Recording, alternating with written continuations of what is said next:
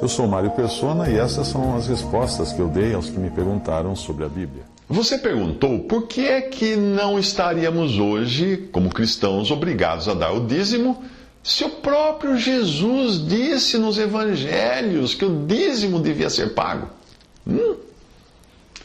Sim, Jesus disse que o dízimo devia ser pago, sim. Em Mateus 23, ele diz ali: ai de vós, escribas e fariseus hipócritas, pois que dizimais ou dais o dízimo da hortelã, do endro, do cominho, e desprezais o mais importante da lei, o juízo, a misericórdia e a fé. Deveis, porém, fazer estas coisas e não omitir aquelas, ou seja, aquelas que era dar o dízimo de todas aquelas coisas. Ele disse, mandou sim. A mesma ordem ele repetiu em Lucas 11:42. Sim, Jesus mandou dar o dízimo. Mas em Mateus 8, versículo 4, ele também disse ao leproso que tinha sido curado, para que ele fosse ao templo, oferecesse os sacrifícios ordenados pelos sacerdotes de Israel. Ele disse com essas palavras: vai, mostra-te ao sacerdote e faze a oferta que Moisés ordenou para servir de testemunho ao povo. Muito bem, esses sacrifícios, para quem fosse curado de lepra, haviam sido determinados em Levítico 14, de 4 a 7, e constituíam o seguinte: 2 aves vivas e limpas, e pau de cedro, e estofo carmesim e isopo. Uma das aves era morta num vaso de barro sobre águas correntes, enquanto a ave viva e o pau de cedro, e o estofo carmesim e o isopo deviam ser molhados no sangue da ave que foi imolada sobre as águas correntes. E sobre aquele que há de purificar-se da lepra, o sangue deveria ser aspergido 7 vezes. Então o sacerdote o declarará limpo e soltará a ave viva para o campo aberto. Essa era a lei do curado de lepra. Como você faria hoje, caso você fosse curado de lepra, considerando que o Senhor Jesus mandou um curado de lepra fazer tudo isso no Evangelho? Como você faria? Primeiro você teria um grande problema, porque já não existe mais o templo de Jerusalém. Jesus mandou que ele fosse ao templo fazer isso. E se você fosse até o templo hoje, tentar oferecer um sacrifício de uma ave na mesquita islâmica que ocupa hoje o lugar do templo, é provável que algum radical islâmico transformasse você em sacrifício. Você também teria dificuldade de encontrar um sacerdote da linhagem de Levi, como devia ser no mandamento dado pela lei de Moisés. Percebe?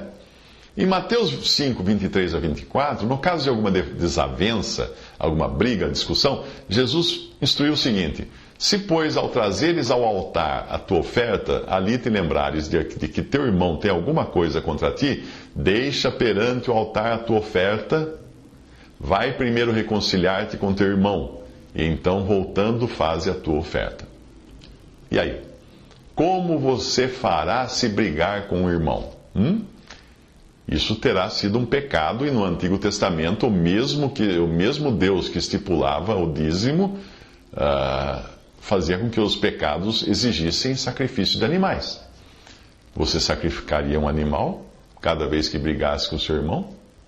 Para complicar um pouco mais, veja o que Jesus diz no mesmo capítulo: porque em verdade vos digo, até que o céu e a terra passem, nem um i ou tio jamais passará da lei até que tudo se cumpra.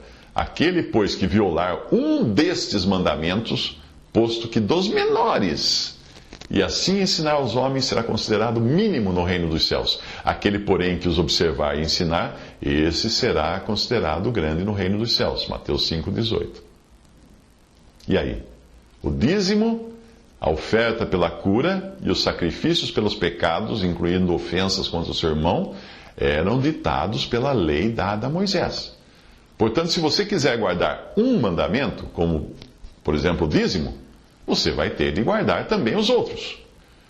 Mas você talvez alegue que dos sacrifícios de animais nós estaríamos isentos, porque Cristo, o Cordeiro de Deus, já morreu por nós. Bem, mas não eram apenas sacrifícios de animais que eram exigidos pela lei.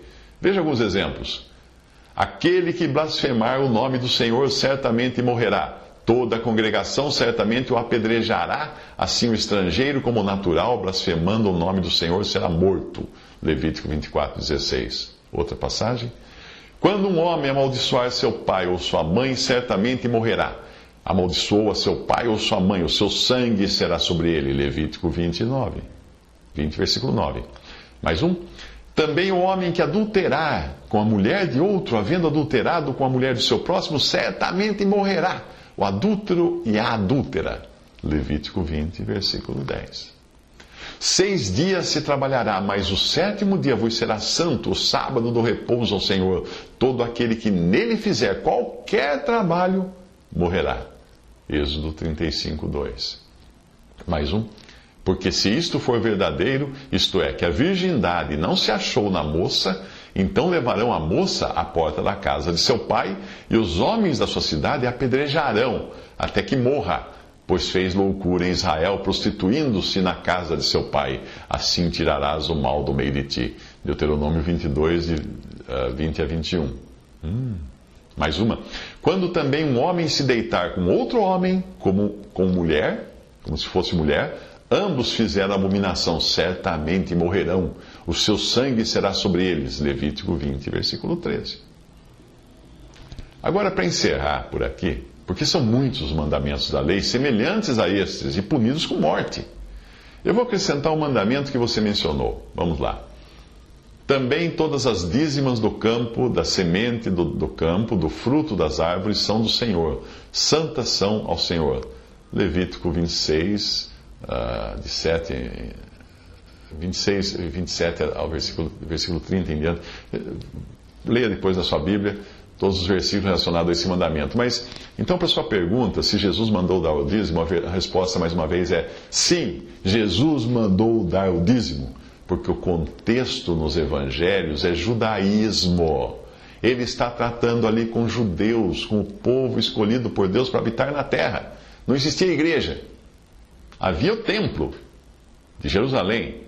Haviam sacerdotes, sacrifícios, pena de morte por apedrejamento para adúlteros, virgens, fornicadores, homossexuais e até filhos que ofendessem os pais. Tudo isso era exigido pela lei. Eram exigidos sacrifícios para quem brigasse com o irmão. Tinha que matar um animal porque brigou com o irmão. Está tudo isso ali, tudo isso era exigido nos tempos dos evangelhos, que é o tempo que Jesus viveu aqui, e quando foi que ele disse também que devia pagar o dízimo, devia dar o dízimo, que ele disse para aqueles fariseus que não estavam fazendo isso. Se você não entender o que na Bíblia é dito para Israel, sob a lei, e o que é dito para a igreja, que só foi formada depois do período dos evangelhos, no capítulo 2 de Atos, se você não entender isso, você vai sempre precisar escolher o que da lei você vai querer ou não cumprir. Isso eu gosto, eu vou cumprir. Eu vou guardar o sábado, mas eu não vou fazer essa outra parte. Eu vou fazer isso.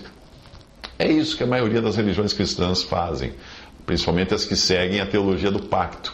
Elas fazem isso porque elas não entendem as diferentes dispensações de Deus. Porém, quando você faz isso, ou seja, quando você escolhe qual mandamento da lei você vai ou não cumprir, você está dando trombada naquilo que Jesus disse. Aquele, pois, que violar um desses mandamentos, posto que dos menores, ainda que sejam dos menores, e assim ensinar aos homens, será considerado mínimo no reino dos céus. Aquele, porém, que os observar e ensinar, esse será considerado grande no reino dos céus. Mateus 5,18. E também considere o que Tiago escreveu. Porque qualquer que guardar toda a lei e tropeçar em um só ponto, tornou-se culpado de todos. Tiago 2,10. Agora preste muita atenção, principalmente nesse versículo de Tiago, e você verá que todo o dinheiro que você deu a vida inteira de dízimo, de nada teria valido se você tiver falhado em cumprir qualquer outro mandamento da lei. Percebeu? Se você descumpriu um, você é culpado de toda a lei. Por mais que você guardou todos os outros, você é culpado de toda a lei, porque a lei não veio para salvar. A lei veio para condenar, a lei veio para acusar o pecado, para falar para o homem: ei, você é pecador, não percebeu ainda que você não vai conseguir andar do jeito que Deus determinou? E para dificultar mais ainda as coisas, até na hora de dar o dízimo, você certamente não cumpriu tudo do jeito que estava escrito na Bíblia. Porque ali está escrito em Malaquias 3,10: trazei todos os dízimos à casa do tesouro. Muito bem, e a casa do tesouro? Cadê? A casa do tesouro não é a tesouraria de alguma igreja abrigada num templo de tijolos feito por homens. Não. A casa do tesouro era um aposento do templo de Jerusalém, templo esse que foi destruído há quase 2000 anos, que não existe mais. E aí? Onde você vai levar o seu dízimo? Visite respondi.com.br. Visite 3minutos.net.